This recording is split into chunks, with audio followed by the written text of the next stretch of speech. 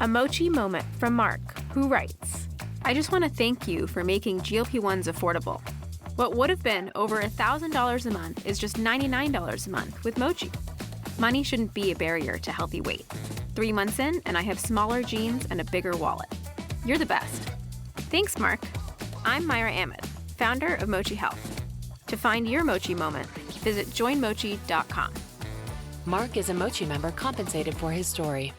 Whether you're solving murders during breakfast, cracking cold cases on your commute, or playing amateur detective at bedtime, Amazon Music's got millions of podcast episodes waiting. Just download the Amazon Music app and start listening to your favorite true crime podcasts ad-free, included with Prime.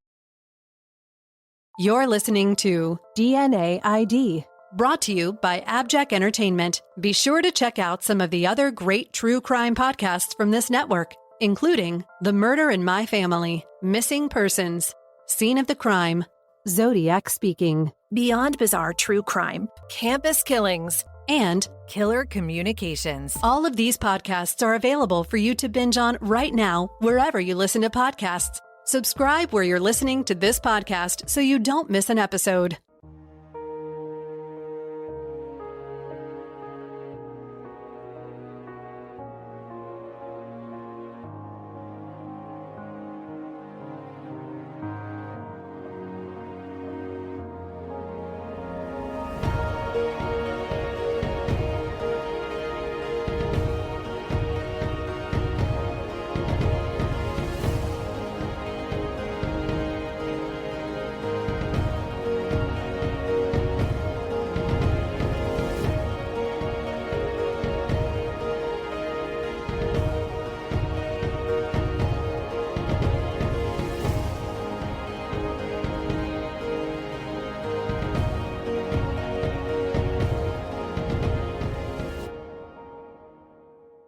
It was 1980. Robert G. was worried. His live-in ex-girlfriend, Eve Wilkowitz, hadn't come home to their shared apartment the night before, Friday. And she hadn't shown up for a birthday party she was supposed to help run for his nephew on Saturday either. Eve should have been home no later than 2 a.m.-ish the night before, but there was no sign of her. Starting late Saturday afternoon, March 22nd, Robert started calling Eve's office and her friends and family and walking their neighborhood looking for Eve. Meanwhile, Eve's father, Alfred Wilkowitz, called the Suffolk Police Department on Saturday. He was concerned because Robert had called him looking for Eve, saying no one knew where she was. Police told Alfred he had to go to the precinct in Bay Shore, New York, where Eve lived, from his home in Oakdale to file an official report.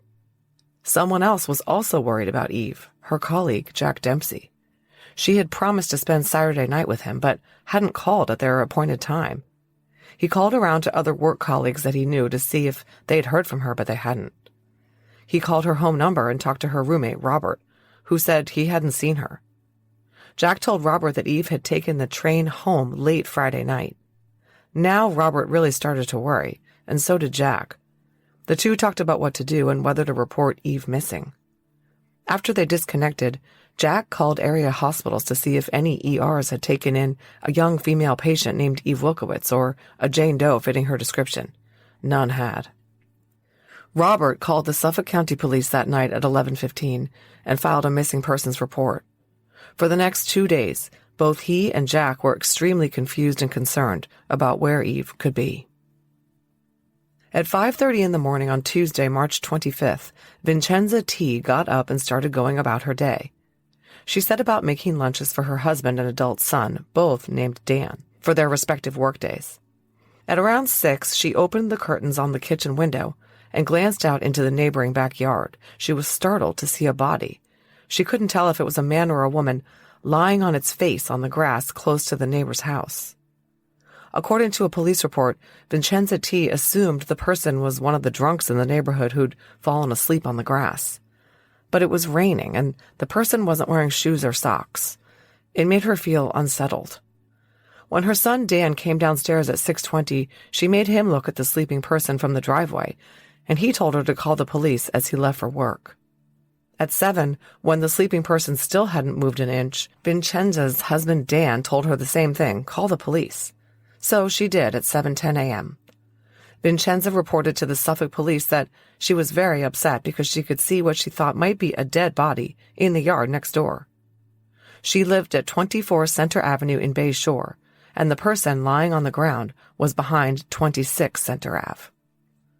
Officer Doug Morgan responded to Vincenza's call. On the grass behind number 26 Center Avenue, he found the body of a woman lying face down on the grass, just as the caller said. She was wearing jeans and a hoodie with the hood pulled up over her head, and her arms were underneath her, with her hands tucked under her chest. Officer Morgan checked for vital signs, but there were none, and the woman had no ID anywhere on her.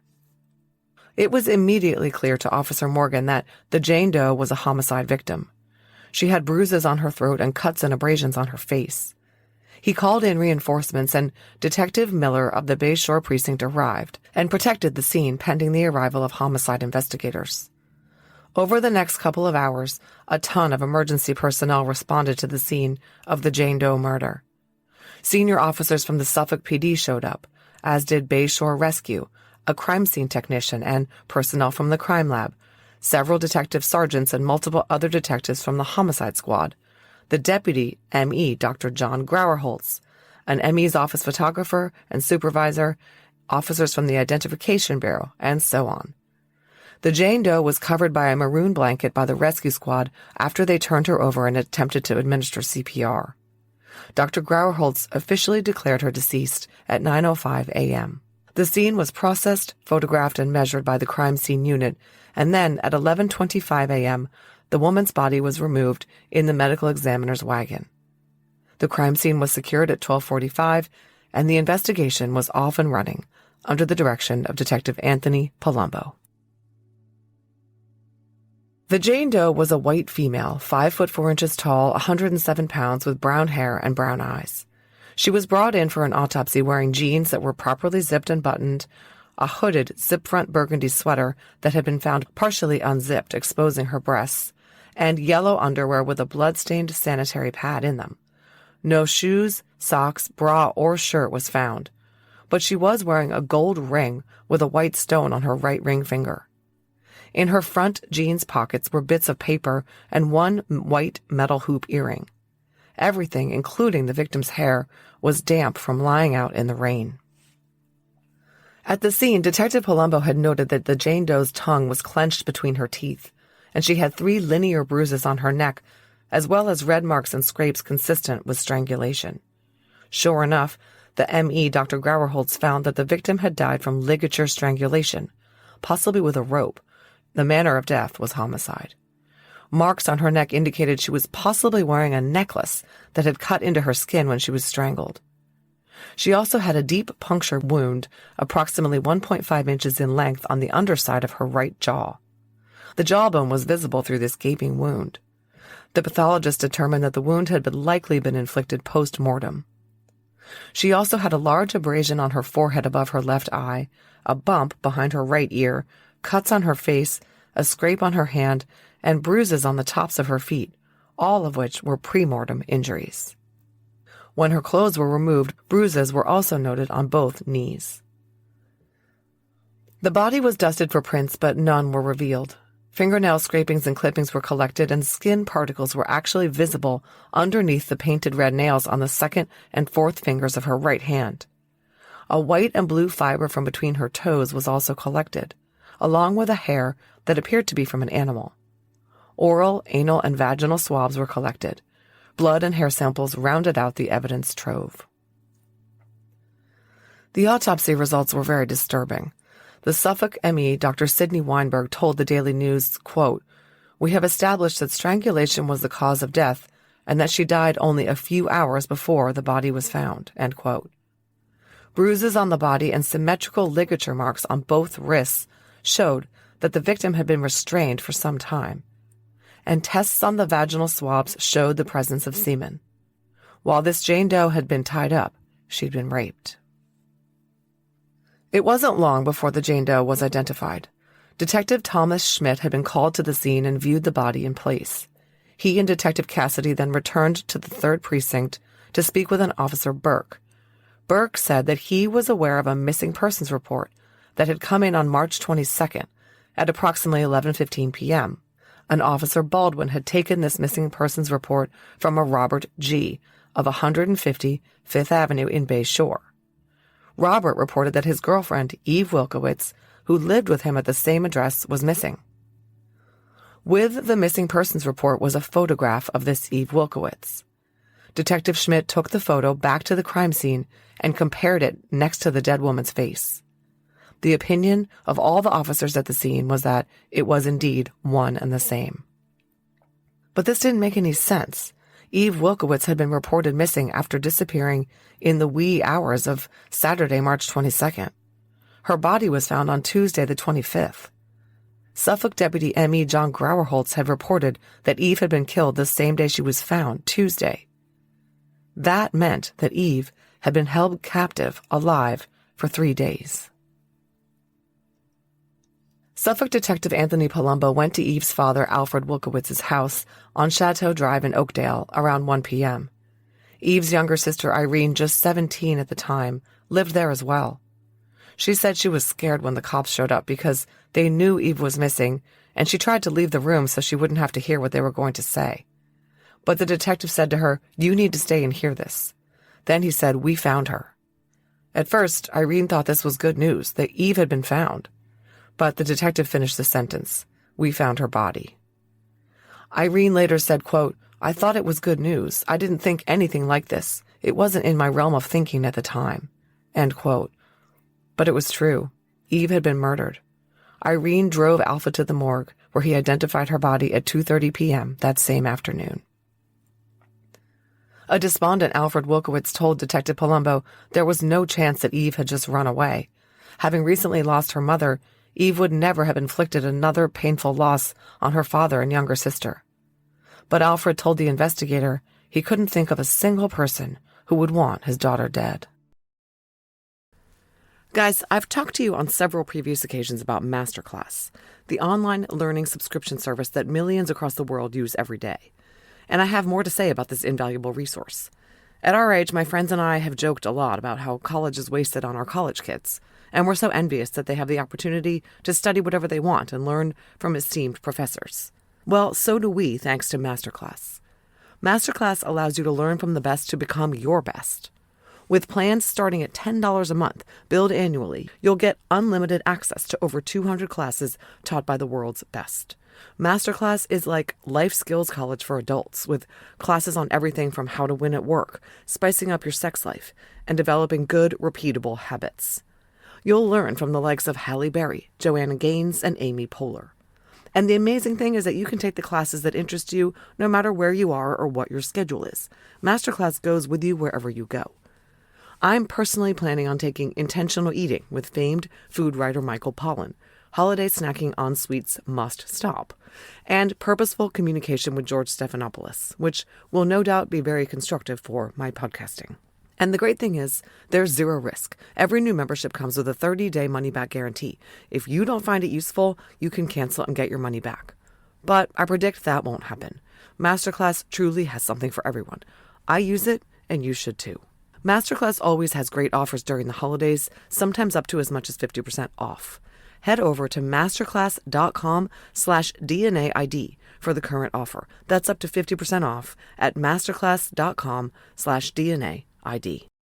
The following ad is sponsored by Pets Best Insurance Services. You knew right away. He's perfect. The one for you. Those puppy dog eyes, that cute little button nose. You don't even mind the drool. When you find your perfect match in a dog or cat, the love is unconditional. Your budget, on the other hand, has realistic limits. Help protect your heart and your wallet with pet insurance from Pets Best. With plans starting from less than $1 a day, you can get up to 90% cash back on eligible vet bills. Pets Best makes it easy to pick a plan that works for you and your bank account. Find the perfect match for your perfect match at PetsBest.com. Pet insurance products offered and administered by Pets Best Insurance Services, LLC, are underwritten by American Pet Insurance Company or Independence American Insurance Company. For terms and conditions, visit www.petsbest.com/policy. Products are underwritten by American Pet Insurance Company, Independence American Insurance Company, or MS Transverse Insurance Company, and administered by Pets Best Insurance Services, LLC. $1 a day premium based on 2024 average new policyholder data for accident and illness plans, pets age 0 to 10. Let's talk about who Eve was. Eve Helene Wilkowitz was born April 17, 1959 in Brooklyn, New York, to parents Alfred and Dorothy Wilkowitz. Sister Irene was 3 years younger. The family lived in Oakdale in Suffolk County. Eve was a very outgoing and friendly girl who grew into an outgoing and friendly young woman. She loved reading, writing, and drawing. She was described as level-headed and mature, someone who got along with everyone, someone social, fun, and likable. Her favorite musical artists were Billy Joel, appropriate for Long Island, the Beatles, and Elton John. Her hobbies included riding horses, sharing home-cooked meals, and watching cheesy movies. Eve was distraught and struggling after she and Irene lost their mom Dorothy to breast cancer in 1976. She graduated from Connecticut High School in 1977, but she was still mourning the loss of her mom, whom she was very close with. In 1980, at 20 years old, Eve was taking classes at Suffolk Community College to pursue her dream of being a social worker. And she had also started a relatively new secretarial job at Macmillan Publishing in Manhattan 5 months earlier. Her professional life was on track, but her personal life was complicated. Eve had been living with her boyfriend, Robert G., for a couple of years. Robert was a year older than Eve, 21, and a construction worker and tow truck operator. The two had met in high school. Eve had actually dated one of Robert's friends before moving on to Robert. By the time she died, the young couple had been together for 4 years. They had taken the apartment in Bayshore together 2 years earlier in 1978. It's not clear whether Eve's father, Alfred, knew that they were living together. I think the answer is no. Eve's younger sister, Irene, didn't know at the time that Eve was living with Robert either. She hadn't even met him. She said he would just drop Eve off for visits and then sit in his car outside and honk when it was time to pick her up.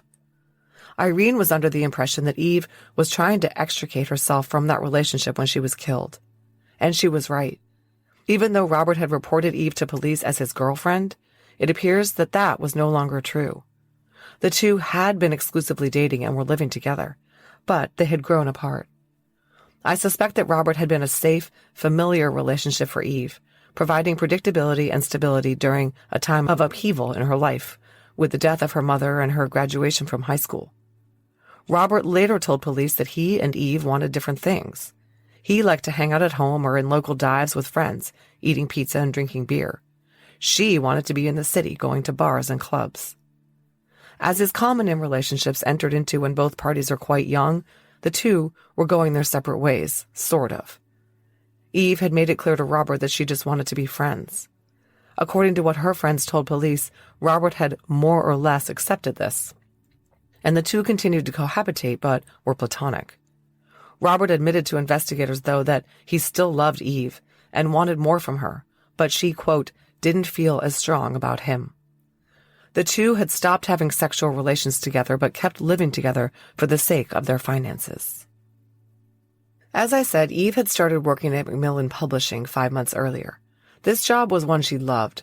She was thoroughly enjoying the life of a young professional woman commuting into the city and being exposed to all sorts of interesting and intellectually stimulating experiences and people.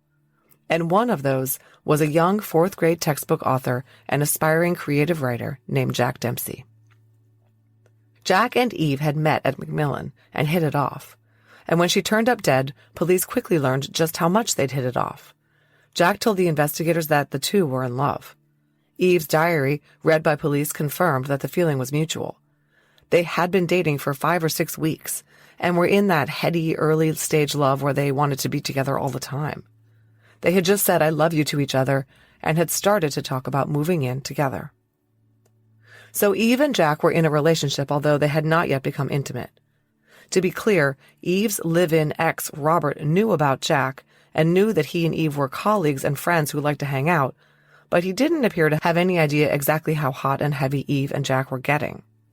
When Robert reported Eve missing on Saturday the 22nd, he told police that she had had dinner in the city the night before with a male colleague named Jack Dempsey. He had learned from Jack that she had boarded a train to come home at 12:39 a.m. on Saturday, March 22nd, but she never showed up at home. In short, although Eve was honest about who she was having dinner with that night, Robert did not know that Eve and Jack were dating.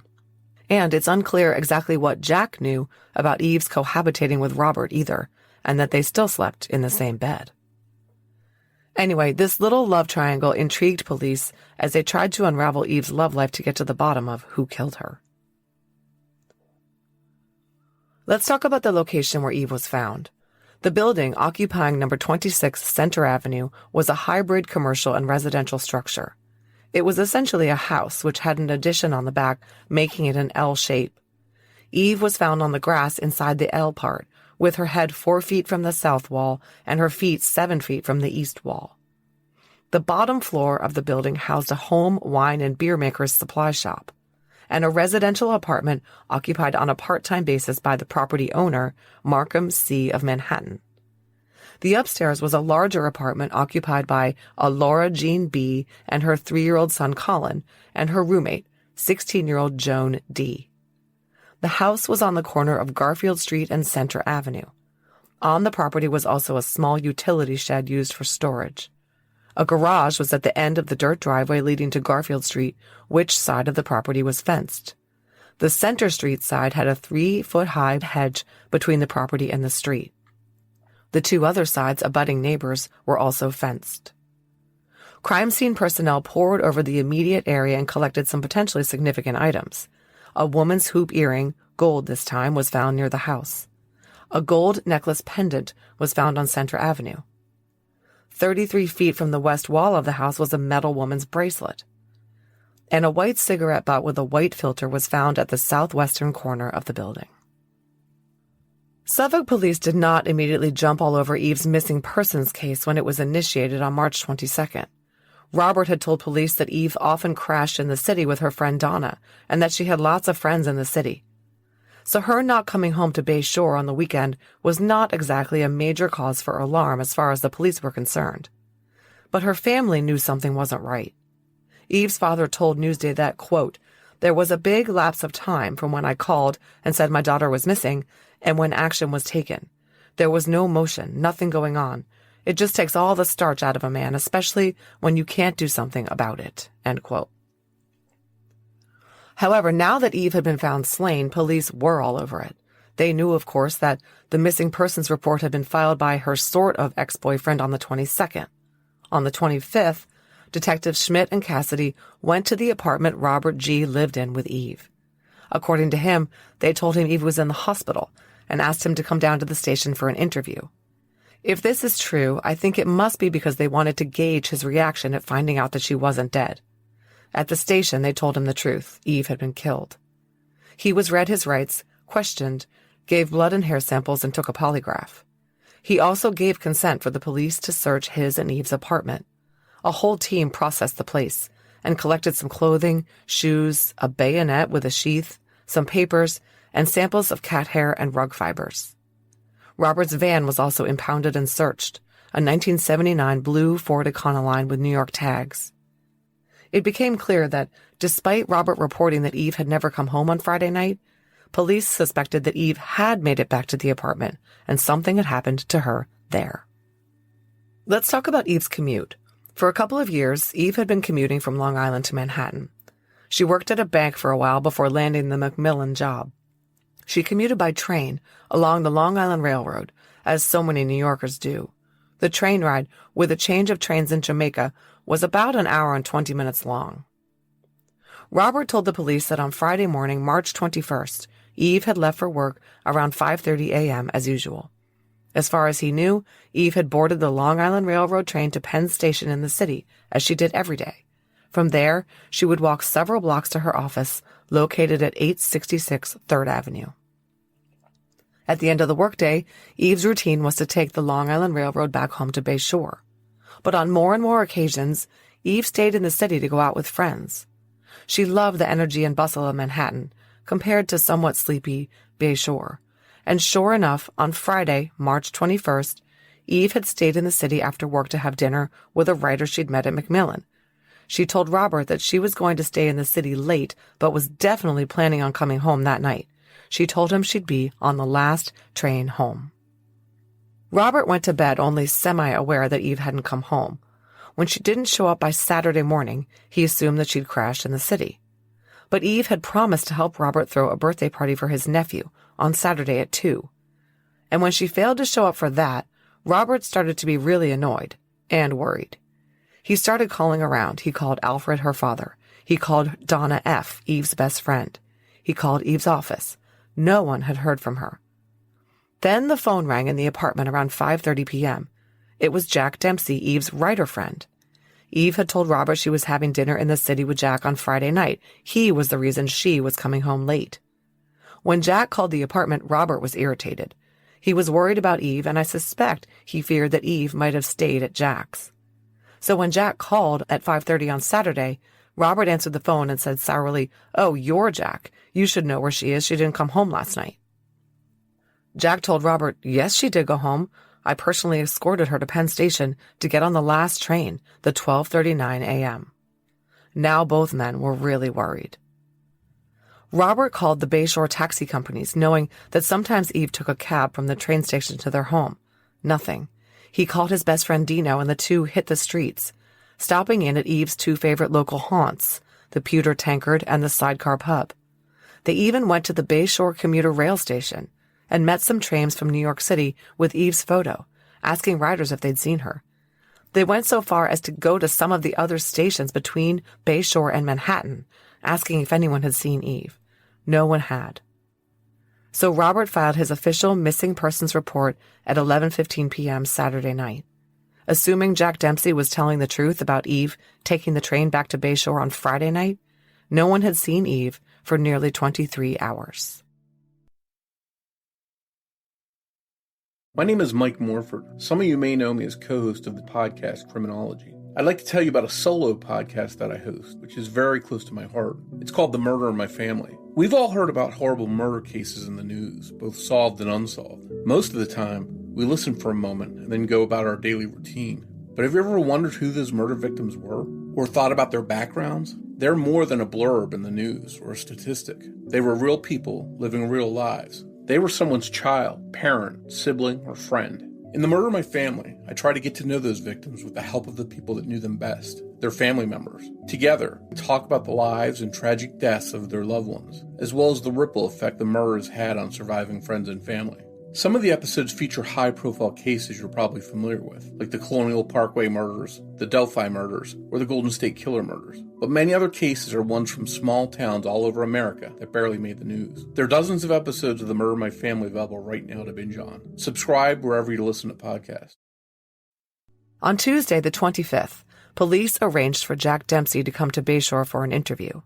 Not tipping their hand and telling him that he was a likely suspect, Detective Palumbo called Jack and said, "Mr. Dempsey, this is Detective Palumbo for the Suffolk County Police Department on Long Island. We'd like you to jump on the train and come out here today while we work on this missing persons." Jack had been going crazy for the past 3 days.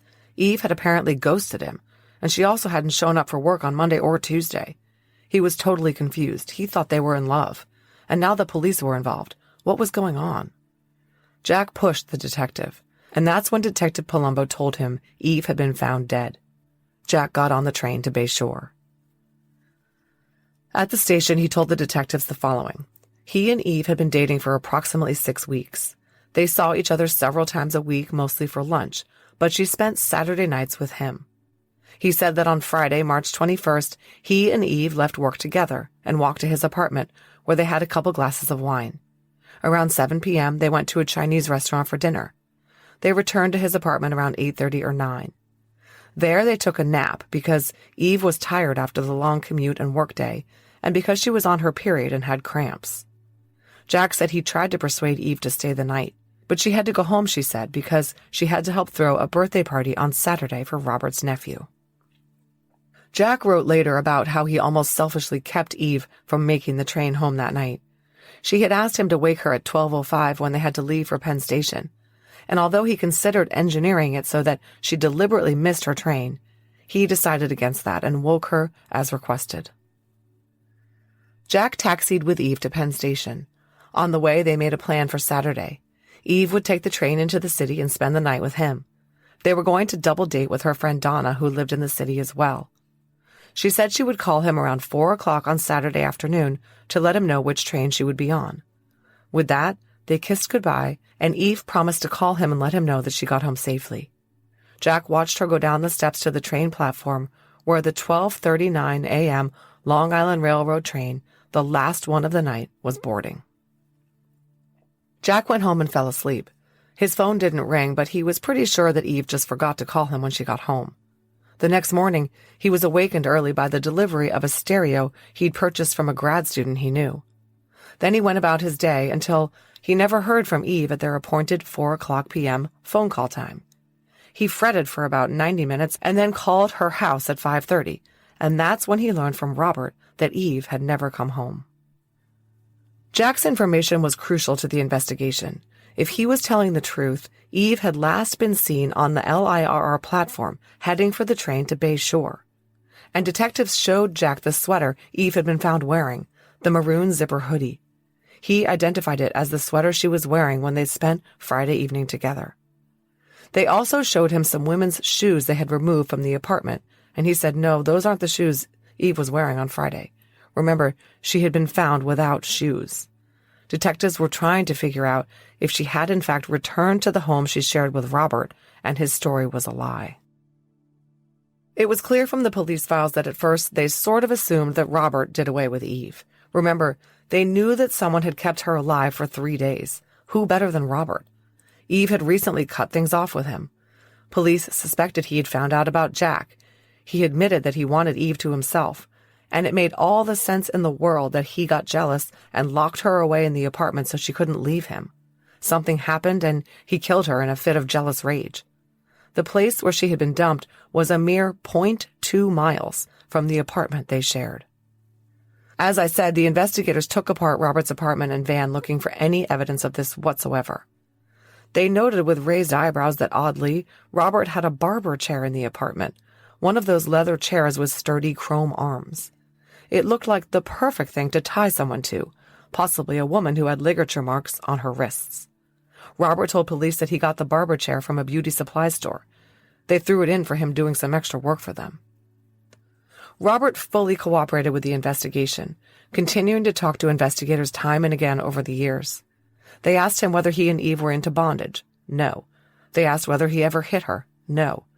The reality was, even though they suspected Robert, there was zero evidence that their relationship was abusive, and there was zero evidence that he had harmed her. And he had something of an alibi in that his mother had been in town that weekend for the family party.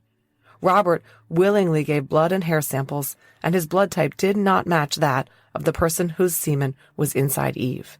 And he passed a polygraph exam with zero indications of deception. Robert was pretty broken up over Eve's murder. After Eve died, he said he couldn't sleep in their bed. He ended up throwing it out, and then moving out of the apartment altogether and moving in with his mom. Jack Dempsey, meanwhile, also readily agreed to take a polygraph exam.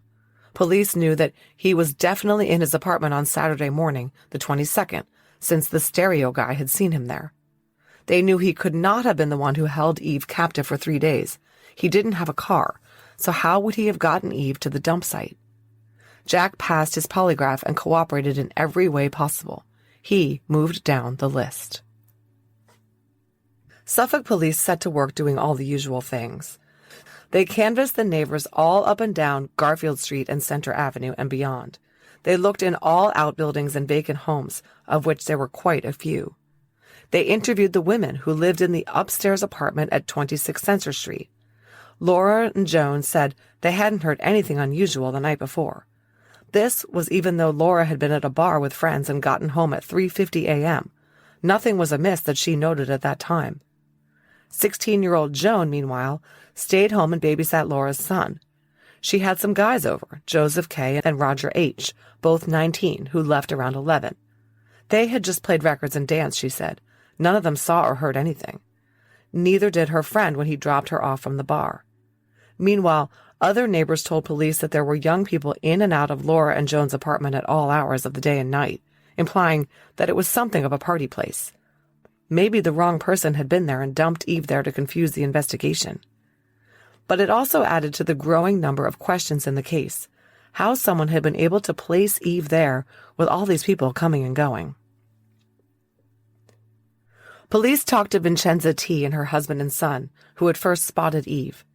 They said that they had heard nothing the previous night, even though while they slept, Eve had appeared practically in their backyard. So how did Eve end up laid on the grass at 26 Center Avenue? There was no question that she'd been placed there sometime during the night of Monday to Tuesday, March 24th to 25th. But where had she been for the 3 days that she was missing? And another question. Police now presume that indeed Eve had been attacked after getting off the train at the Bayshore Long Island Railroad station. But what was perplexing was she'd been missing for several days before her body was found, yet her body turned up very close to her home. Did this mean that the murderer knew where she lived? Naturally, police canvassed the neighborhood where Eve lived as well to see if anyone might have seen or heard her when she got off the train. No one reporting hearing screams, yelling, a scuffle, or anything else unusual. As for Eve and Robert's neighbors at 155th, a man named Daniel D. lived in an apartment on the second floor. He worked as a mechanic in an auto repair shop. Daniel said he didn't socialize with Eve and Robert, but he knew them. He knew they both worked long hours, and Eve commuted into the city. He said he had previously used to hear loud arguments coming from the apartment, but those had stopped of late. It appeared they were getting along better. Trying to determine whether Daniel could have been the one who abducted and held Eve captive, Detective Donahue interviewed his girlfriend, Diane P. She said she'd been in and out of Daniel's apartment on several occasions during the weekend of March 22nd to the 24th, and she didn't see or hear anything unusual. There was no way Daniel could have hidden Eve away without Diane noticing. Next-door neighbor Claire Healy saw nothing unusual the prior weekend either. She'd seen Robert and his mom coming and going from the one-bedroom apartment. It was unlikely that Robert had been hiding Eve in there, bound and beaten, and his mom was in on it. The investigation widened.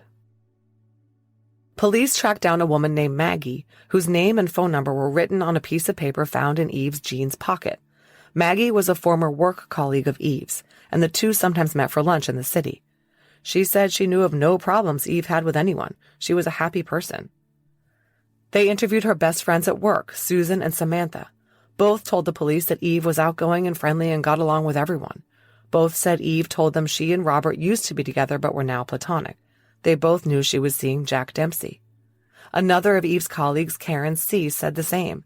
Eve was liked by all, she had no enemies, things with both Robert and Jack were fine. All in all, her work friends said Eve was a lovely person, always in a good mood, and they could not believe something like this could have happened to her. Detectives got permission from Eve's supervisor to search her work area and collected a list of names, addresses, and phone numbers of people she'd been in contact with to check into them. Police also learned about another recent ex of Eve's, Pete G. They had met on the Long Island Railroad to Bayshore in December 1979 and dated until February before breaking things off. Pete knew about her living with Robert and that the two were now just friends. Pete had actually talked to Eve on the Friday she disappeared. He had called her at work to tell her he found one of her coats in his closet. She asked him to drop it off, and he hung it outside her apartment around 5:30 that day. She never called him to thank him, and he learned soon thereafter that she was missing. Police side-eyed Pete a bit since they learned that Eve had broken things off with him, and some things he said in his interview made it clear he was into her. He admitted that he hoped to see her when he dropped off her coat. But Pete agreed to take a polygraph exam and passed.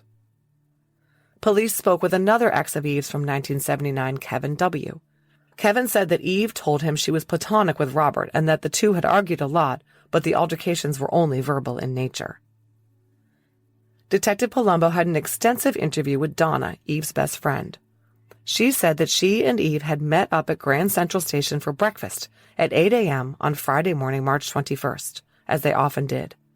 Over the meal, Eve told her she was having dinner with Jack that night, but she intended to catch the last train back to Bayshore. She had promised to help Robert with a birthday party for his nephew on Saturday. Donna and Eve made a plan to double date on Saturday night with Eve and Jack and Donna and her boyfriend. Eve said she would take the 5 o'clock train into the city and spend the night at Donna's place that night. Eve and Jack weren't intimate yet, and on the Saturdays that Eve stayed in the city to be with him, she had stayed the night at Donna's. The two young women firmed up their Saturday plan in a quick phone call on Friday afternoon at 4:30. The women had a long-standing date to talk on the phone on Saturday mornings at 10, but Eve never called Donna that Saturday. Donna was worried, and then really started to worry when Robert called her, asking if she'd seen Eve. Donna was very helpful in telling the detectives what shoes Eve was wearing that day, since they had not been found. They were bright blue strappy high heels with a buckle. She was also wearing an aqua velour shirt, a cream-colored coat and brown mittens, silver hoop earrings, and her Sanyo digital watch. She was carrying a blue and white umbrella and her brown purse with a book, her wallet, and her glasses inside. It was from Donna that police learned that Eve had very poor eyesight and couldn't recognize people not even 100 feet away, but she hated wearing her glasses, so she generally didn't. Donna also said that Eve always wore a bra, as detectives knew she was found without one, and all these other items, save one of the hoop earrings found in her pocket, were also missing. Speaking of what Eve was wearing, the detectives showed some photos to Jack Dempsey. The first was of a gold pendant that had been found lying in Center Avenue. He told them that he thought it was Eve's. She had gotten it from her mother, who died recently. As for the bracelet found behind 26 Center Avenue, he didn't recognize it. They showed him a photo of the diamond ring that Eve was wearing on her right hand, and he said he'd never seen that before, and she'd never mentioned owning a diamond ring. Not only that, but detectives also showed a photo of the ring to Eve's sister Irene. She, too, had never seen the ring before, and said her sister wasn't engaged to anyone. Where had this ring come from? They asked Robert. He had never seen the ring either. He said Eve preferred silver jewelry and didn't own anything expensive. To this day, the origin of this ring found on Eve's right hand is unknown.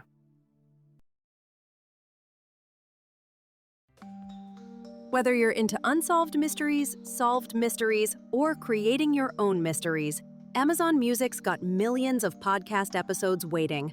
Just download the Amazon Music app and start listening to your favorite podcasts ad-free, included with Prime. Men today are measurably weaker than men 30 years ago. Grip strength, bone density, muscle mass, all declining. We don't move like we used to. Your grandfather lifted and carried all day long. You sit at a desk, then try to make up for it with a 45-minute workout. But here's what military trainers have used for decades: load-bearing during normal activity. Research shows it can burn an extra 400 calories daily. The Wolf Tactical Weighted Vest. True fit engineering means it locks to your core without flopping around and risking injury. Turn your morning walk, your chores, your entire day into functional strength training. Go to wolftactical.com to see more. That's wolftactical.com. The following ad is sponsored by Pets Best Insurance Services. You knew right away. He's perfect. The one for you. Those puppy dog eyes, that cute little button nose. You don't even mind the drool. When you find your perfect match in a dog or cat, the love is unconditional. Your budget, on the other hand, has realistic limits. Help protect your heart and your wallet with pet insurance from Pets Best. With plans starting from less than $1 a day, you can get up to 90% cash back on eligible vet bills. Pets Best makes it easy to pick a plan that works for you and your bank account. Find the perfect match for your perfect match at PetsBest.com. Pet insurance products offered and administered by Pets Best Insurance Services, LLC, are underwritten by American Pet Insurance Company or Independence American Insurance Company. For terms and conditions, visit www.petsbest.com/policy. Products are underwritten by American Pet Insurance Company, Independence American Insurance Company, or MS Transverse Insurance Company, and administered by Pets Best Insurance Services, LLC. $1 a day premium based on 2024 average new policyholder data for accident and illness plans, pets age 0 to 10. Detective Palumbo sat down for an interview with Lauren Burke, Eve's best friend since high school. They had also worked together at American Banker in Manhattan in 1979, until Lauren quit because she had a baby. Lauren verified what many others had told investigators. Eve was an outgoing, friendly, fun person. She and Eve had double dated at times, and Lauren said Eve was a moderate drinker who liked to go to bars and dance. She had broken up with that guy Pete G because he was boring, she said. Lauren confirmed that Eve would not just become intimate with someone she didn't know well, and she certainly wasn't going to run off with a man for the weekend without telling her loved ones where she was. Further, she knew of no problems Eve had with anyone in her life. Police were stymied. Although Eve's love life at first had appeared tantalizing from an investigative standpoint, it really wasn't leading them anywhere. They went back to pounding the pavement, trying to retrace Eve's steps that Friday night. They checked all fares at the local cab companies and tracked down the passengers as best they could. They showed Eve's photos to all the cab drivers. They even checked up on the drivers on duty that night to see if they had any suspicious histories. They canvassed the 4 bars that were near the Bayshore train station.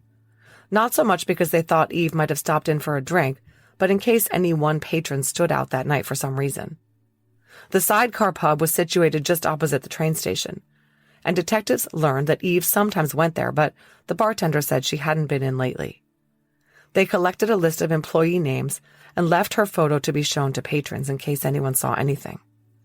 They also stopped in all the local motels with Eve's photo, too. Nothing. Another thing police did was scour the area for the remainder of Eve's personal possessions. Remember, she was believed to have been wearing a jacket and brown woolen mittens. She was carrying an umbrella and her purse. None of these things were ever found. According to the MTA website, the Long Island Railroad is the busiest commuter railroad in North America, carrying an average of 301,000 customers each weekday on 735 daily trains. Chartered on April 24, 1834, it is also the oldest railroad still operating under its original name. Police were starting to feel fairly certain that something had happened to Eve on the train. Perhaps someone had accosted her and forced her to get off. They learned that the 12:39 a.m. train to Bay Shore would not have been a direct ride. Rather, Eve would have had to change trains in Jamaica, New York. She would have boarded the 1:04 a.m. train from Jamaica to Bay Shore. Detective Dennis Rafferty and some of the other detectives on the case set out to interview the crews of both trains. They interviewed several of the engineers, brakemen, and conductors and showed them Eve's photo.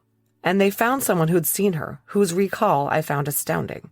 This was a conductor, John Locke. This is a quote from the police report. He recalled seeing a white female in the smoking car sitting by herself. He was shown photographs of the victim and identified her as the female on the train en route to Bay Shore, and recalled her to be wearing electric blue shoes, open toe, high heels, along with a fawn-colored waist-length coat and blue jeans. Wow, I'm impressed. This guy John Locke pays attention to fashion. That's exactly what Donna had described Eve as wearing that day. It was almost certainly her that the conductor saw. But more importantly, he said she disembarked at the Bay Shore station. This was what detectives were looking for, an actual sighting of Eve, giving them a much more precise indication of where she was abducted.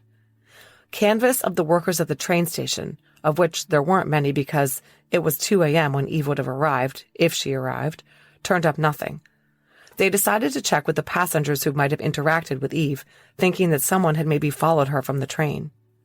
Lieutenant Hans Derer of the Suffolk County Police Homicide Squad told Newsday of the 12:39 a.m. train, quote, "That's where we lose her.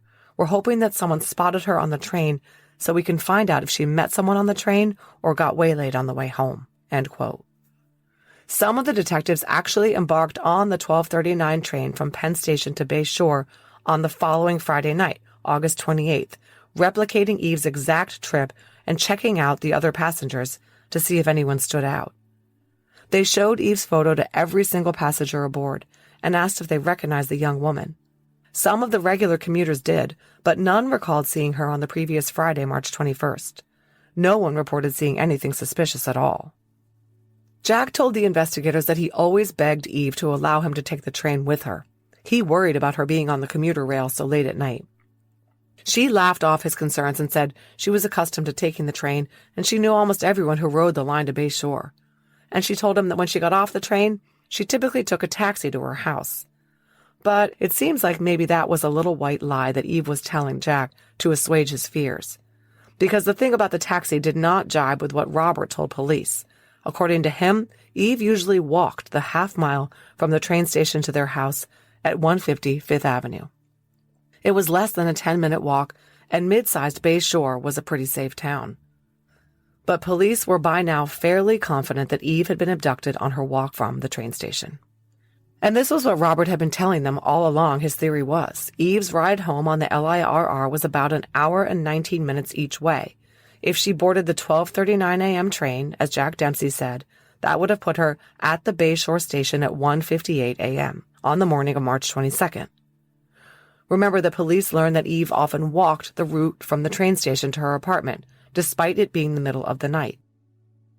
Lieutenant Kevin Byrer, who closed this case, told me that Bay Shore featured a really mixed demographic at the time.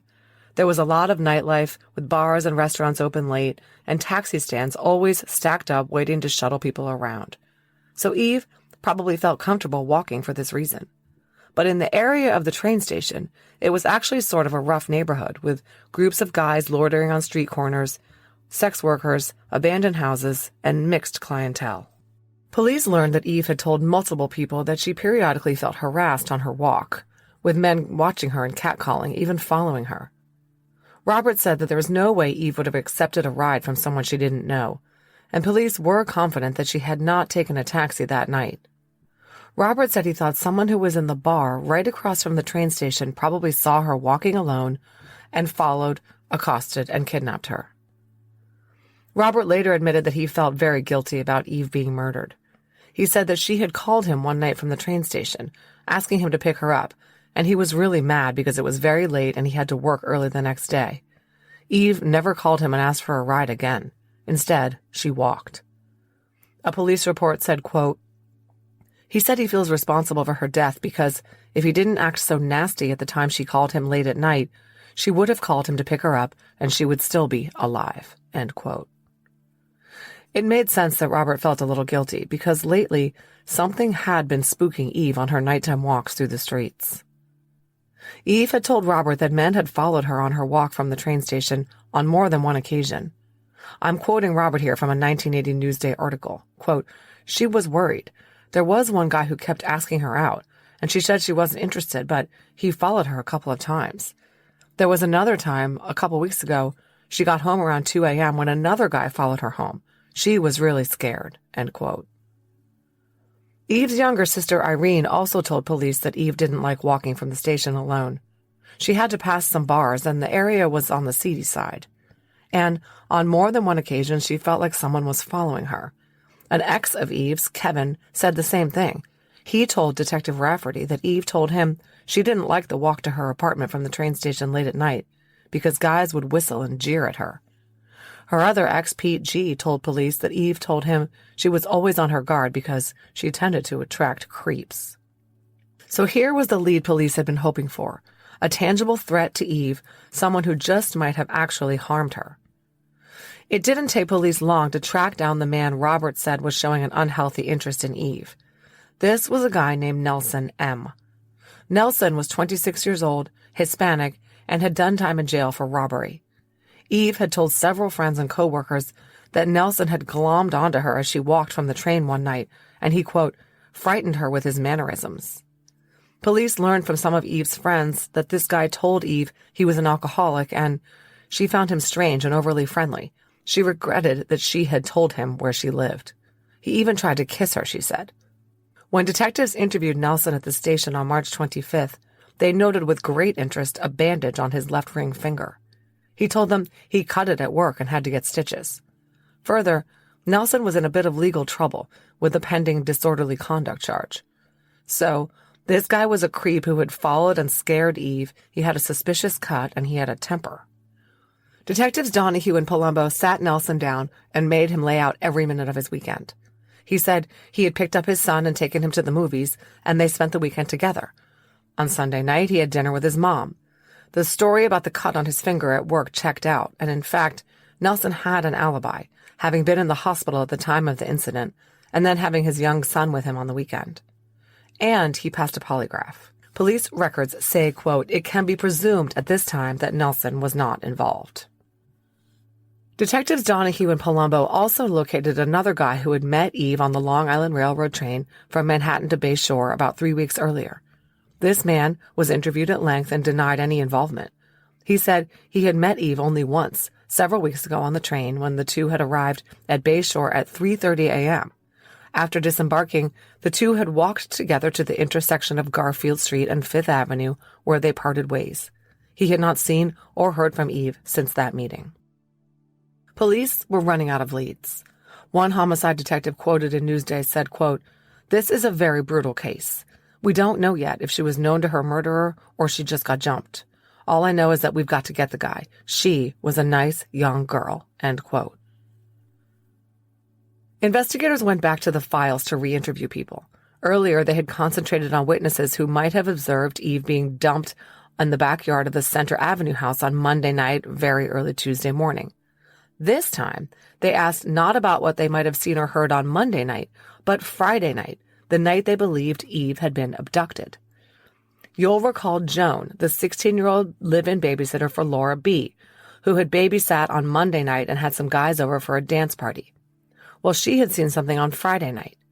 She told Detective Rafferty that she had gone to the sidecar bar that night, even though she was only 16, and she left the bar around 2 a.m. and walked to her residence at 26 Center Avenue. As she walked up the street, she saw a car parked just south of the opening in between the hedges of her house. As she approached the car, she saw a white male, approximately 20 to 22 years old, with dark brown medium-length hair, clean-shaven. He was sitting on the windowsill of the passenger side door, and he stared at her as she went into the house. The vehicle was a dark green Chevy Camaro or Pontiac Firebird with dark-colored bucket seats and a distinctive bumper sticker that she was able to describe. The detectives had her look at photos of cars, and she concluded the car she saw was a Chevy Camaro between the years 73 and 76.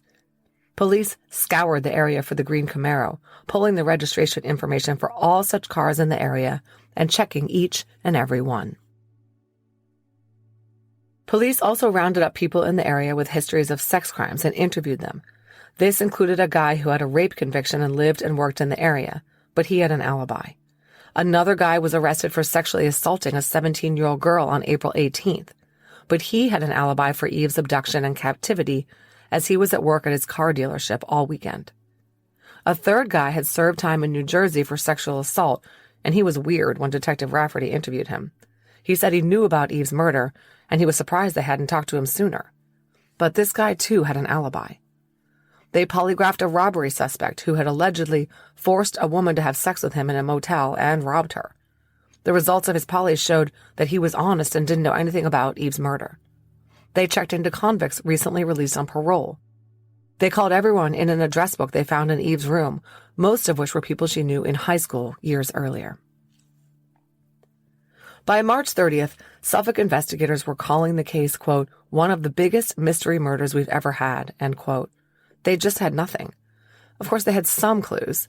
They had the very likely fact that Eve disembarked from the train right around 2 a.m. and started walking home.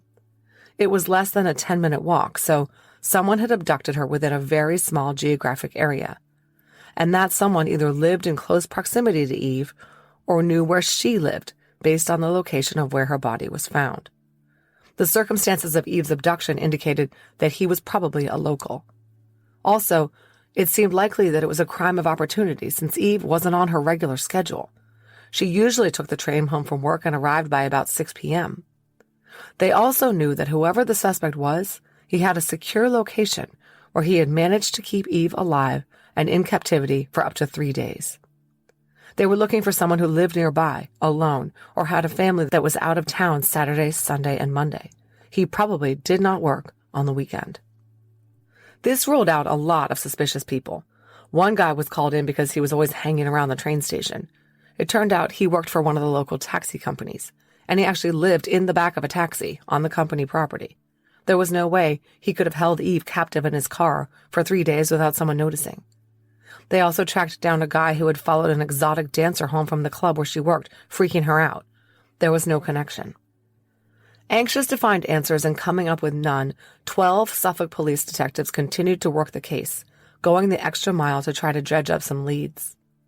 Eve's friend Lauren had previously taken the commuter rail with her, and she told the investigators it was her impression that Eve would walk home from the train station by cutting across the parking lot and walking home along Fifth Avenue. So some of the detectives walked the route that Eve would have taken and the streets near the dump site between 3 and 6 a.m. on a few nights, asking pedestrians they came across if they saw anything out of the ordinary on Friday, March 21st / Saturday, March 22nd. They noted that it was light out by 5:15 a.m. I have to say I was impressed with the amount of investigative work done on this case within the first month and the thoroughness of the typed investigative reports maintained by the detectives. Lieutenant Kevin Byrer told me that the case was a sensation in the area at the time, and the police worked it very hard. Even seasoned law enforcement officers were astounded at the barbarity of the crime, in which a promising young woman was kept alive in captivity for 3 days before being killed and dumped in someone's backyard. Eve was buried in Beth Moses Cemetery in Pine Lawn after a funeral attended by her family, Jack, Robert, Donna, and everyone else. Police later got a call that a man had showed up and asked the caretaker to show him to Eve's grave where he laid a bouquet of flowers. This turned out to be Jack Dempsey, who was just as bewildered as police about what happened to Eve. Men today are measurably weaker than men 30 years ago. Grip strength, bone density, muscle mass, all declining. We don't move like we used to. Your grandfather lifted and carried all day long. You sit at a desk, then try to make up for it with a 45-minute workout. But here's what military trainers have used for decades: load-bearing during normal activity. Research shows it can burn an extra 400 calories daily. The Wolf Tactical Weighted Vest. True fit engineering means it locks to your core without flopping around and risking injury. Turn your morning walk, your chores, your entire day into functional strength training. Go to wolftactical.com to see more. That's wolftactical.com. Make their holiday unforgettable with a gift that says it all from Pandora Jewelry. A gift that tells a story and shows you know theirs. That doesn't just sparkle, but speaks. From new festive charms to forever rings and personal engravings. This season, give a gift that's perfectly theirs. Whether you're shopping for a shiny surprise for your significant other, matching bracelets to celebrate your friendship, or a heartfelt gift for a family member, say more this holiday season with Pandora. I always look forward to the holidays because I live to give all the women in my life jewelry with a little something special engraved on it, just to show them I care with something personalized.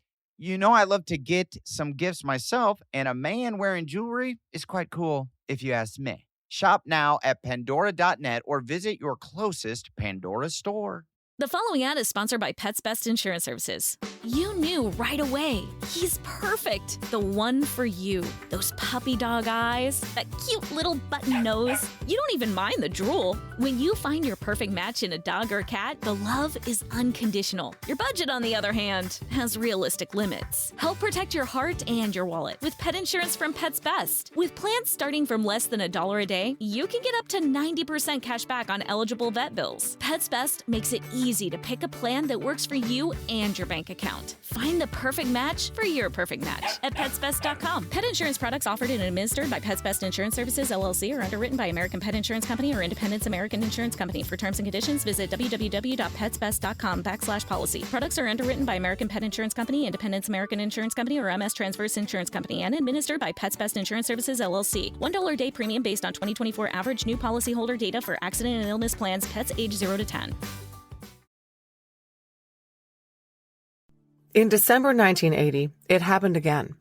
A woman was slain after disembarking an LIRR train on Long Island.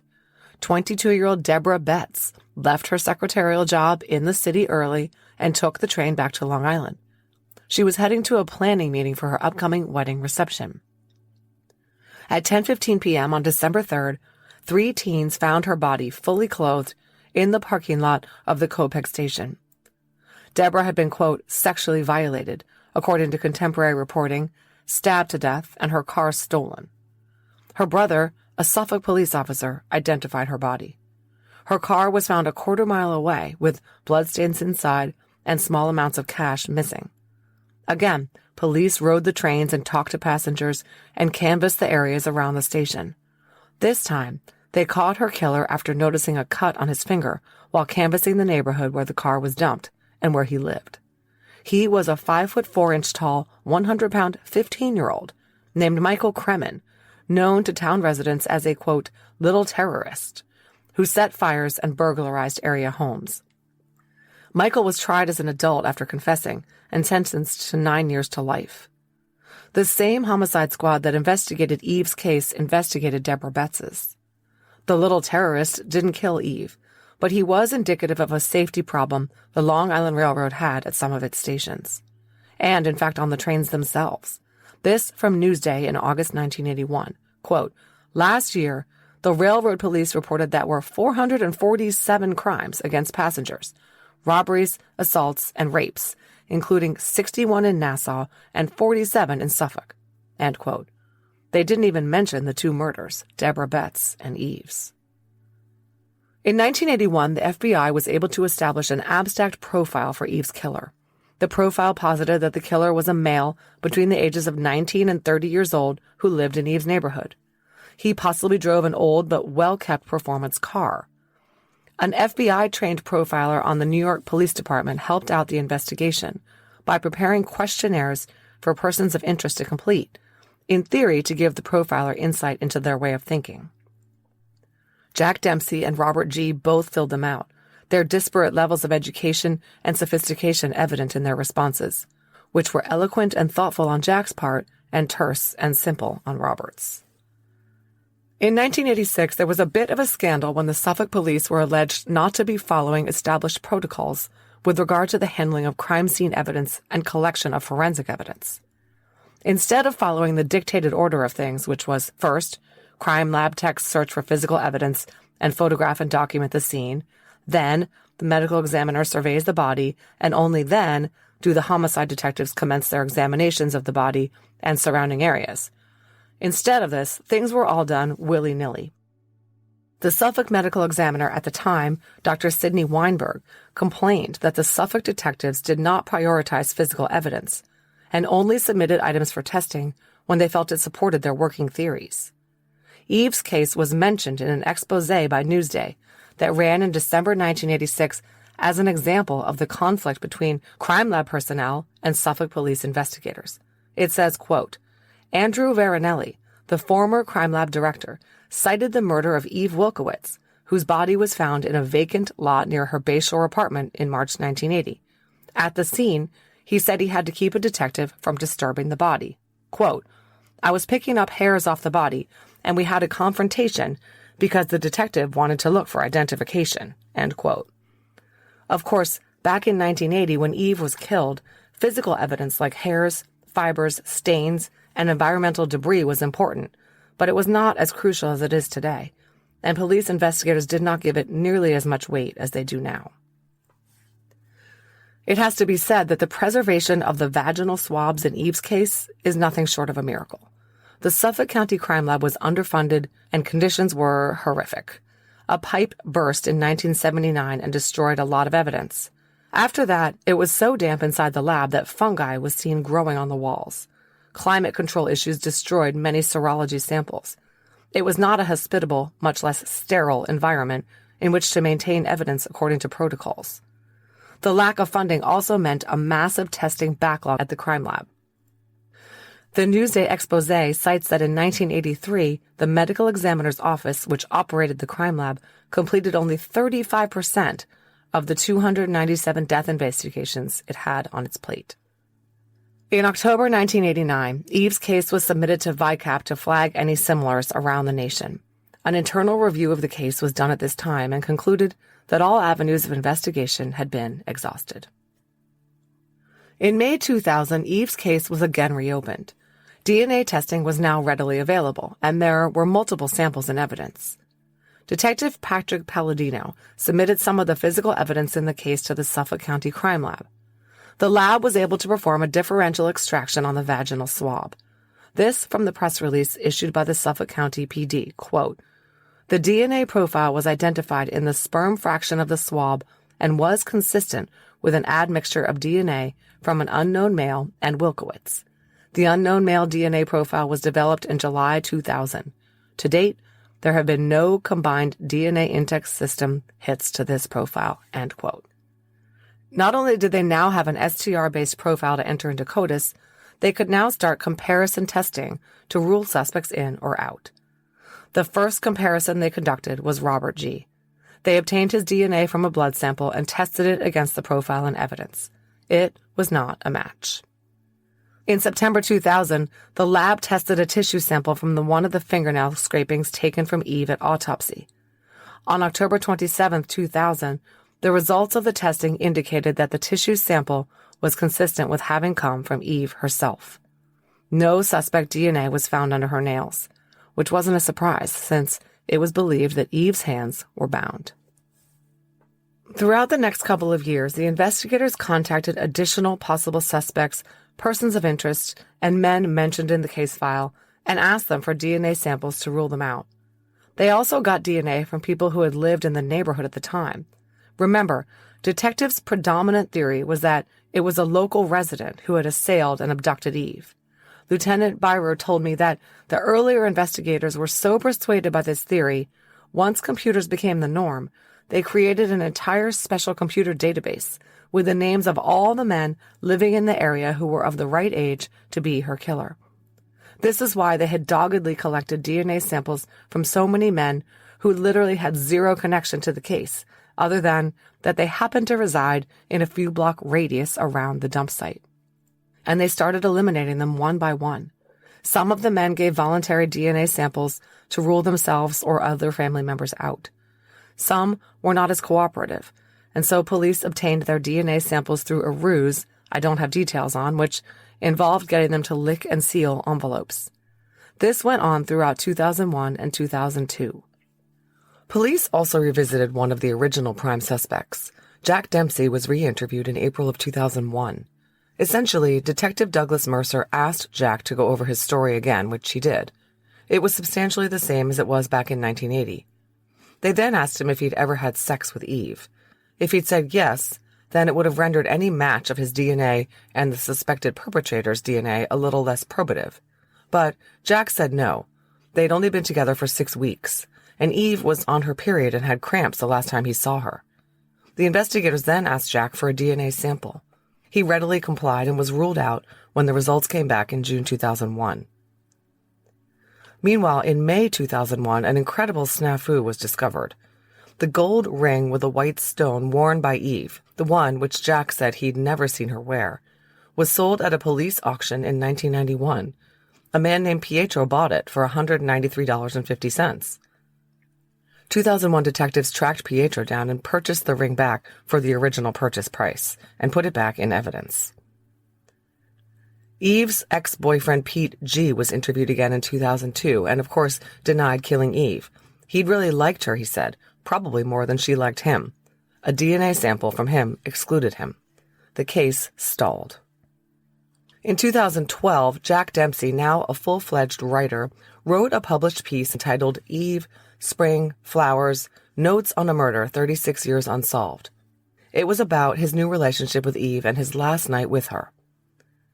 I'm going to read an excerpt of it here, but if you want to read the rest, go to www.jackdempseywriter.wordpress.com. So there we were, still making out as the near midnight time for that last train kept approaching. I could not kiss Eve enough, and the funny thing from there is that while I did so, she proved so needful of sleep that she was starting to nod off right there in my arms. Completely vulnerable, warm, tender, breathing deeply, resting, safe. I could respect her wishes and wake Eve up in a good time to take her across town in a taxi to Penn Station. She had never allowed me to ride the train all the way home with her. It was a beastly journey, and Eve, the work commuter and New York native, felt absolutely in command of it. There was no need. I know everybody. Still, I always pressed to go till I nearly made her mad. On the other hand, counseled my amorous 25-year-old New York writer's intensified brain, I could pretend to fall asleep too, just until the last train was sure gone. Then she'd discover what a paragon of loving patience I could often pretend to be. I woke Eve up and took her to the train.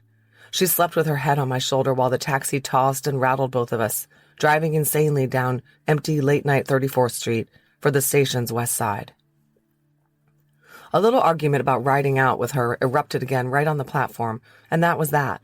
There were, after all, people around. A minor flood in the station basement was tangling up a homebound crowd from some Madison Square Garden sports event. I let her go. Down the stairway Eve stepped, and she disappeared. So I have wondered these 32 years, what was right? If I had not done as Eve had asked, not awakened her to take that train, she would be alive. I respected her wishes, and she isn't. That's the end of the excerpt from Jack Dempsey. So Jack's choice in 1980 to do the right thing, to respect Eve's wishes and wake her up to get her on that 12:39 a.m. train, had indirectly gotten her killed. That's a big burden to carry all those years. 36 years after the murder, in 2016, Eve's sister Irene told Newsday, quote, "It gets harder and harder. There's still no closure." End quote. Irene and Eve's father, Alfred, had died in 2010 at the age of 90 with no answers. Lieutenant Byrer picked up the Wilkowitz case around the beginning of 2015. He familiarized himself with the case file and continued to pursue DNA samples from people who were the subject of tips or VICAP alerts, as well as men who had lived in the neighborhood where Eve lived and was abducted and dumped. One of these, the subject of a tip, was a Martin Shiflett. He was charged with the slaying of 16-year-old Kara Quinn of Redding, Connecticut, on July 21, 1980. Kara had disappeared on Valentine's Day 1980 while walking to school. She'd been abducted, sexually assaulted, and shot in the head. Her body was found March 2nd in a wooded area in Shelton. At the time of her murder, and Eve's, Shiflett was out on parole after serving 5 years for robbery in Connecticut, and he was wanted by the New York authorities on a parole violation. The Hartford Courant reported that he was also wanted in Ohio on kidnapping, attempted homicide, and sexual assault charges, and he was wanted in Tennessee on a burglary charge. But a DNA sample ruled Martin Shiflett out.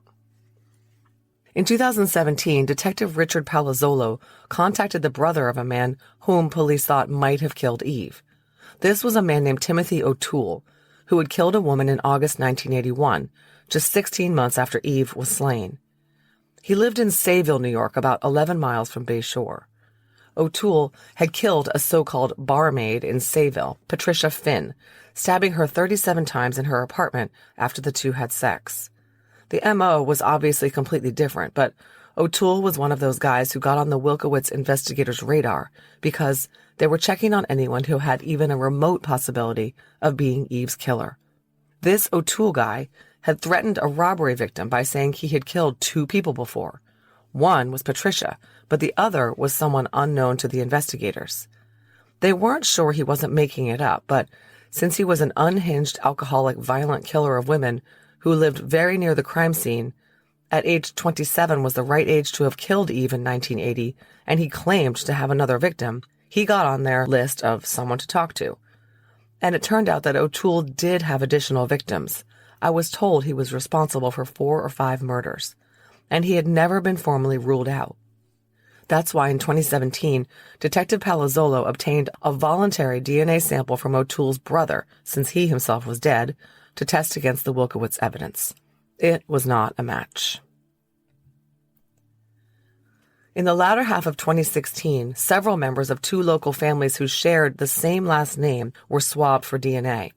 One of these families had lived at 34 Center Avenue at the time, and another family of the same name who lived around the corner also had male members who were of age in 1980. Police tracked all these guys down, including one who was an employee of the Suffolk County Sheriff's Office, and obtained voluntary DNA samples. On January 3, 2017, Detective Palazzolo received the results. The DNA profiles from the buccal swabs did not match the DNA profile of the sperm fraction in the vaginal swab. Around this time, the Marlboro cigarette butt that had been found near 26th Center Avenue was also tested. Lab results showed the cigarette butt contributor was inconsistent with the sperm fraction in evidence. The investigators just kept spinning their wheels. But also in 2017, New York implemented a new law that permitted familial DNA searching, the process of searching the state's DNA database for people with similarities in their STR profiles. In November 2017, Irene Wilkowitz met with Detective Lieutenant Kevin Byrer. She had requested a meeting to inquire as to the current status of her sister's case. Irene had been instrumental over the decades at keeping her sister's case in the forefront of investigators' minds. Byrer assured her that the case remained active and any new evidence or leads would be promptly investigated. He also told her that they periodically reviewed the case file to see if modern technology could be used to develop any new suspects or information. In this vein, they were considering undertaking a familial DNA search to try to move things along. Around this time, CBS New York interviewed Irene about her sister's case. She said of her hopes that the killer would eventually be caught, quote, "I'm the only person on the face of the earth who can be her voice. It's not going to bring my sister back, but it might have a little bit of closure for me. I'm always looking over my shoulders. I live in fear because of this," end quote. Suffolk County investigators commenced the rigorous and time-consuming process of wading through all the red tape a familial DNA search required. The State Division of Criminal Justice Services the DA, and the police commissioner all had to sign off on the application after investigators demonstrated that the investigation was at a dead end. This from a press release, quote, "Sometime in or around the beginning of 2019, SCPD Homicide Squad Detective Jeffrey Botari was assigned to this investigation. In an effort to further the investigation, Detective Botari requested that a YSTR DNA analysis be performed by the Suffolk County Crime Lab for purposes of familial searching through the New York State Division of Criminal Justice Services, or DCJS. A full YSTR profile was generated. Detective Botari submitted this YSTR profile to DCJS for familial searching. The search did not result in any investigative leads," end quote. That whole process took over a year and led nowhere. By November of 2019, the Eve Wilkowitz case file in Lieutenant Byer's office amounted to 3 banker's boxes full of materials, documents, reports, and records. But they were no closer to solving the case. Irene, always involved, pressed investigators to take the next step. She'd heard about a new technique called forensic genealogy that was solving stone-cold cases left and right. But the technique was not permitted in New York. Under a very dated state regulation, private labs working with the New York State Department of Health had to go through a rigorous permitting process prior to performing DNA analysis on behalf of law enforcement agencies. As we know, state forensics labs typically performed STR DNA analysis. The SNP analysis required in order to facilitate forensic genealogy is generally done by private labs equipped for this type of testing, although some state crime labs are starting to catch up. No private labs had so far been permitted to perform the required analysis. Suffolk detectives had to tell Irene that they could not use forensic genealogy on her sister's case. Their hands were tied. As NBC News reported, quote, "Wilkowitz's son suggested she contact CeCe Moore. She took the advice, asking Moore in a Facebook message to consider researching Eve's killing. Moore responded that she wanted to help but could not, because New York wouldn't allow it. She promised to look into the case if Parabon was granted its permit. Wilkowitz emailed a top official at the New York Department of Health who confirmed what Moore had told her," end quote. Suffolk County authorities were sympathetic to Irene's cause. Lieutenant Byer told NBC News of the New York State regulation, which was effectively a roadblock to their use of forensic genealogy, quote, "It's definitely frustrating. The technology's there. Other states have used it. Other states have been successful in it. This is a case that's almost screaming for it." Byer said that if investigative genetic genealogy became an option, the Wilkowitz case would be one of the first unsolved murders he'd submit. "Genetic genealogy is a huge advance and it could blow this case open," he said, end quote. Well, he was right. How frustrating was this? The investigators wanted to use forensic genealogy, the revolutionary new tool that potentially had the ability at long last to provide answers to Eve's family, but they were prevented from doing so because of a technicality. Luckily, then Suffolk Police Commissioner Geraldine Hart empathized with Irene's plight. In December 2019, she came up with a workaround, asking the FBI to take on the case. The FBI's lab could prepare the SNP profile from a sample and evidence. The federal agency's forensic genealogy team could do the work, and no one would run afoul of New York law. It was done quietly, behind the scenes, and it worked. Starting in 2020, Suffolk investigators worked with FBI Special Agent Lori Giordano, who specializes in forensic genealogy. She found DNA relatives of the suspect in GEDmatch, although I don't have any details of this. The FBI does not share information. But I do know that she was able to give the investigators a very specific lead, a man with no brothers. On July 21st, 2021, Special Agent Giordano informed Detective Botari that she had a name for him. She recommended that they take a look at Herbert Vincent Rice. Detective Botari quickly looked up Herbert Vincent Rice. His name was not in the case file, and he was dead and buried in Oakwood Cemetery, right in Bay Shore. Detective Botari was now faced with the challenge of trying to link a deceased Herb Rice to Eve Wilkowitz. He learned that Rice had 2 adult sons, both of whom lived in the Bay Shore area. Suffolk PD officers staked out the sons, watching both of them to get a sense of their lifestyle patterns, habits, and so on, in an effort to obtain their DNA for paternity testing. They focused on one son, R. Rice, a schoolteacher and upstanding citizen, and decided to start with him. On August 18, 2021, Detective Batari approached this son, R. Rice, and told him they were investigating a murder that they believed his father might have committed. They were seeking a buccal swab to confirm their theory. R. Rice was completely willing to cooperate. He said that indeed, Herbert Rice was his father and he'd be happy to help. They took a buccal swab right then and there and submitted it to the crime lab for comparison. The crime lab obtained an STR profile from the son's sample and compared it to 2 different vaginal swab sperm fractions in evidence. The crime lab issued a report on August 19th. The first sperm fraction sample provided strong support for inclusion, but the second sperm fraction sample was persuasive, with very strong support for inclusion. From the report, quote, "The DNA profile obtained from item 4.1.1F2, vaginal swab fraction 2, is included as a possible biological father of R. Rice. It is at least 1 times 10 to the 6 times more likely to see these patterns of DNA if item 4.1.1F2, vaginal swab fraction 2, is the biological father of R. Rice, rather than a random member of the U.S. population," end quote. 10 to the 6th power is a 10 with 6 zeros, 1 million. It was a high number and told detectives they were headed in the right direction. It was time to dig up Herbert.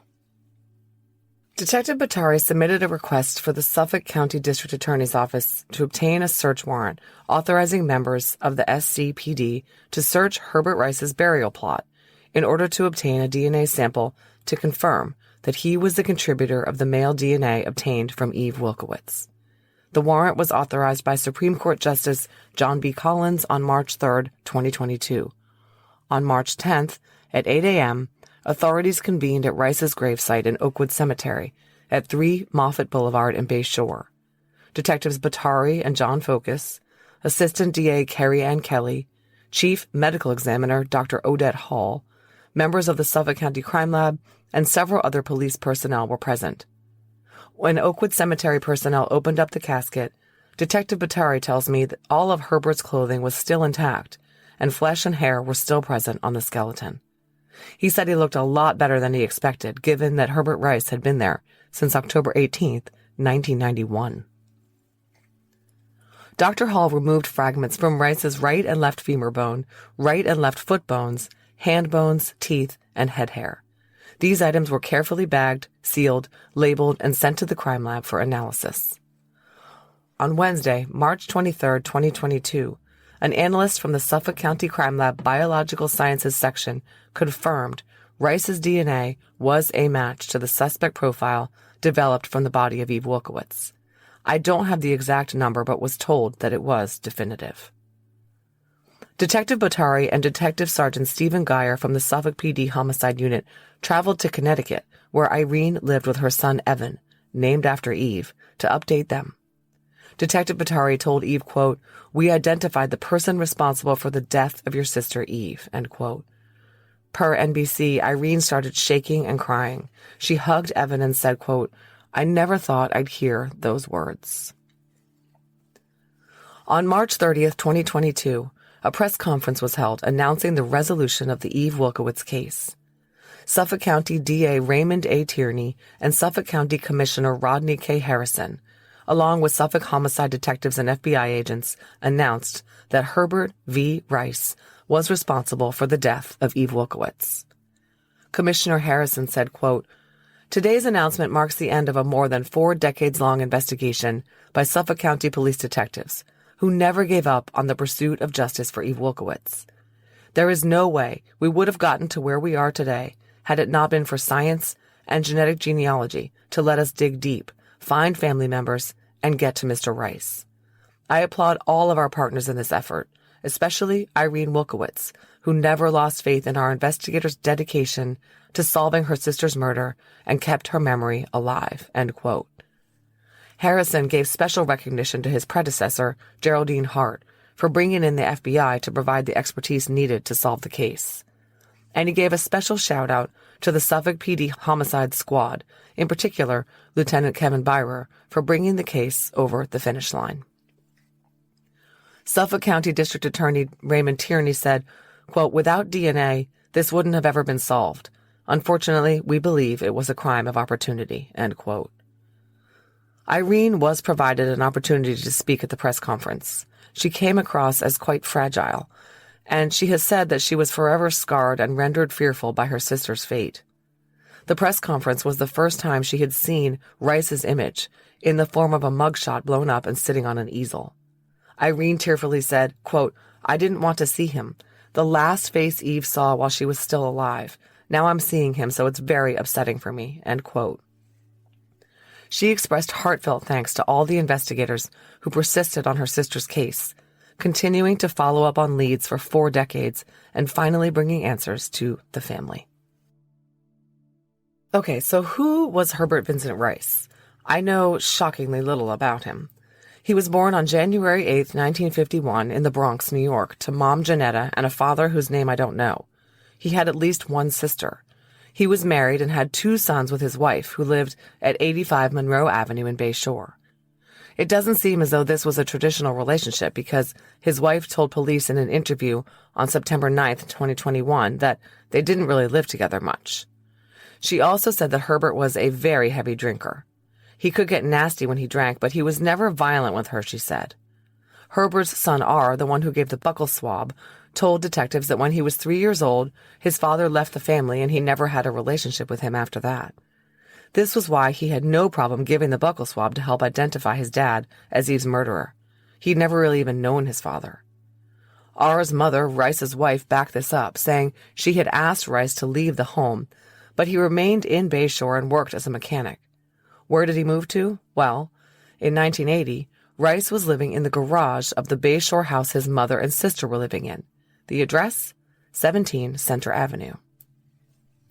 In the late 80s, Rice developed cancer. His wife helped care for him, and at that time, his son R met with him a few times as he was dying. He passed away at Southside Hospital in Islip on October 15, 1991, at the age of 40. And as we heard, he was buried in Bay Shore's Oakwood Cemetery. His family had no idea what he'd done. He had an arrest record in the area for petty crimes, DUIs, petit larceny, and 1 incident of auto theft. None of these offenses rose to the level of his DNA being required for CODIS.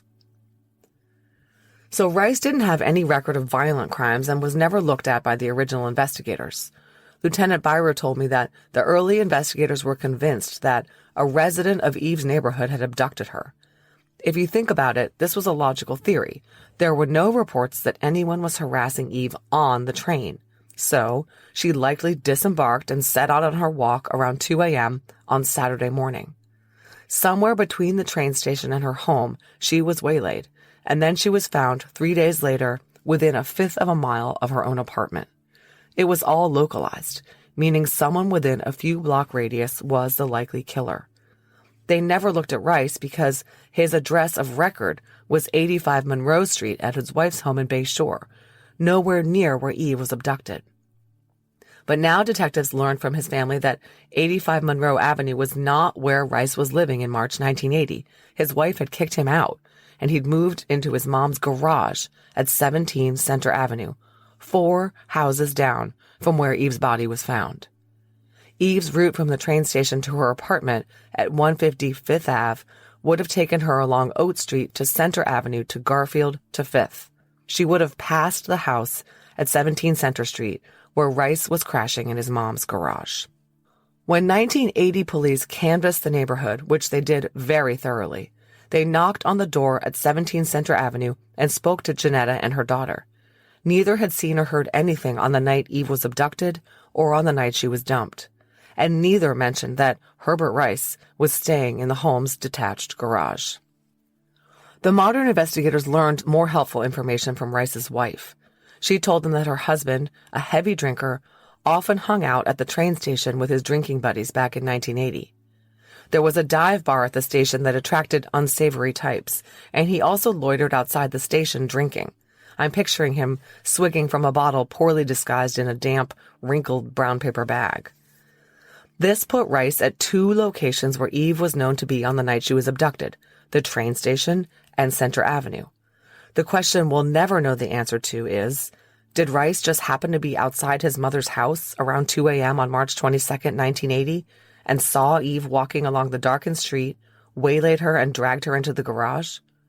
Or was it a more deliberate assault where Rice, who hung out at the train station, had seen Eve before, saw her emerge from the train station very late at night, and knew that her walk would take her right past his crash pad? Maybe he followed her and waited for her to approach the house. Remember, Eve had complained that men had followed her from time to time. Perhaps one of these was Rice. There's a lot more we don't know. Eve was kept alive for 3 days, almost certainly tied up and incapacitated. Where did this happen?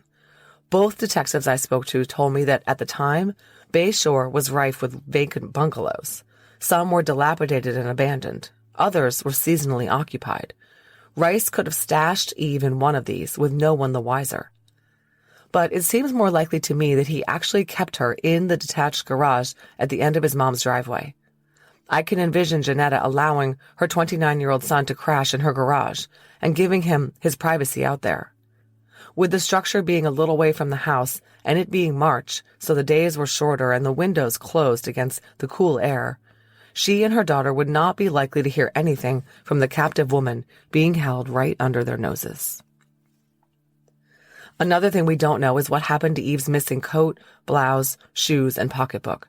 Did Rice give them to someone, or did he just get rid of all the evidence? Did he redress Eve in the bare minimum and carry her body 4 houses down the block and deposit her in the backyard at number 26 Center Avenue? Or did he use a vehicle? How did he pick that house? Again, we just don't know. One thing I do know is that this is one of the scariest cases I've covered. In most of my cases, while the victim was terrified during the attack and the last moments of his or her life, they did not have to endure a prolonged assault. In this case, Eve was held alive for 3 days. 3 days of torture and fear. 3 days to dread what was going to happen to her. 3 days to wonder whether the police would find her or if they would be too late. Lieutenant Byrer told me that Eve's sister, Irene Wilkowitz, deserves a lot of the credit for the case being resolved. He said she, quote, deserves all the credit for keeping the pressure on, end quote. It was her gentle pressure that pushed detectives to stay on the case no matter how cold it got. And she was the one who encouraged Commissioner Hart to find a way to get the forensic genealogy done. Irene spoke to NBC after the case was closed. She said of Herbert Rice, quote, I can't ask him anything. Why did he do it? Why did he pick on an innocent, beautiful woman who was just walking home? There are no real answers, no reason why, end quote. Sadly, she's right. Irene was very empathetic with Rice's son, R., who gave his DNA, whom, she said, had nothing to do with his father's heinous acts. She said of them, quote, I just want to say thank you and how sorry I feel for him and his family, to know that a family member is responsible for a crime like this and that they have to live knowing that. It's horrible for them as well, end quote. After this case was solved, Parabon Nanolabs obtained a permit to perform forensic genealogy in New York. After 42 years, Eve Wilkowitz's case is closed thanks to forensic genealogy. And if you're one of the bad guys, they're coming for you. Thanks so much to Detective Lieutenant Kevin Byrer, commanding officer of the Suffolk PD Homicide Squad, and Detective Jeffrey Botari for speaking with me about this case. Thanks for listening to this episode of DNA ID. Before you leave, please let me tell you about some important things related to the show. If you'd like to support this podcast, and in the process, get access to early and ad-free episodes, as well as bonus content like crime scene photos, you can sign up for a Patreon subscription for only $5 a month by heading over to patreon.com/DNAID. Of course, you're welcome to contribute more than $5 a month. We rely on Patreon funds to pay for the original source materials I use to research each episode. If Patreon isn't your thing, you can also show your support with an AbJack Insider subscription through Apple Podcasts. It costs just $4.99 a month or $49.99 a year. Your AbJack Insider subscription will give you the same benefits for not only DNA ID, but for all of the shows on the AbJack network, like Killer Communications and Campus Killings. Head over to Apple Podcasts and find the DNA ID page or look for the AbJack network to get started. If you're on social media, we'd love to interact with you there. DNA ID is on every major social media platform. Search your favorite platforms for DNA ID Podcast to find us.